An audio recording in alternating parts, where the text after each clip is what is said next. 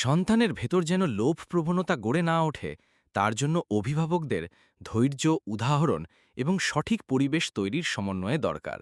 এখানে কিছু কার্যকর কৌশল দেওয়া হল। ১. নিজের মাধ্যমে উদাহরণ তৈরি করা। শিশু খুব দ্রুত শেখে কার কাছ থেকে? অভিভাবক বা কাছের মানুষদের কাছ থেকে। যদি তারা দেখে বাবা মা অপ্রয়োজনীয় জিনিসের প্রতি আসক্ত নয়, অতিরিক্ত টাকা বা বস্তু নিয়ে অহংকার করে না, তাহলে তারাও সেই মানসিকতা শিখবে। টিপস: সন্তানকে মাঝে মাঝে দেখান কিভাবে আপনি কোনো কিছু পাওয়ার সুযোগ থাকা সত্ত্বেও তা প্রয়োজন না থাকায় গ্রহণ করছেন না। ২. প্রয়োজন ও ইচ্ছার পার্থক্য শেখানো।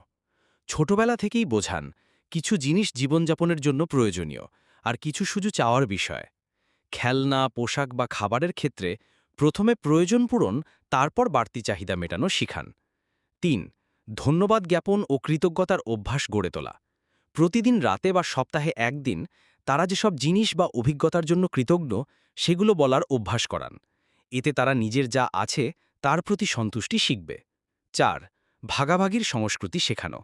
খাবার, খেলনা, বই, বন্ধু বা ভাইবোনের সাথে ভাগ করে নেওয়ার অভ্যাস গড়ে তুলুন। মাঝে মাঝে তাদের সাথে নিয়ে গরিবদের সাহায্য করুন, যাতে তারা অন্যের প্রয়োজন বোঝে। ৫. কঠোর পরিশ্রমের মূল্য শেখানো। সবকিছু সহজে দিলে লোভ বাড়ে। নতুন খেলনা বা গেম চাইলে বলুন, প্রথমে তুমি এই কাজগুলো করো, তারপর পাবে। এতে তারা বুঝবে প্রচেষ্টা ছাড়া কিছু পাওয়া যায় না। ৬. অতিরিক্ত প্রশংসা বা পুরস্কার এড়িয়ে চলা। প্রতিটি ছোট অর্জনের জন্য বস্তুগত পুরস্কার দিলে শিশু মনে করবে জিনিসপত্রই ভালোবাসা বা সাফল্যের মাপকাঠি।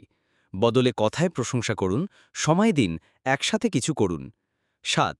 বিজ্ঞাপন ও ভোগবাদ নিয়ে সচেতন করা। টিভি, ইউটিউব বা সোশ্যাল মিডিয়া বিজ্ঞাপনে যেসব পণ্যকে অপরিহার্য বলে দেখানো হয় সেগুলো নিয়ে আলোচনা করুন। বুঝিয়ে বলুন, সবকিছু আসলে প্রয়োজনীয় নয়।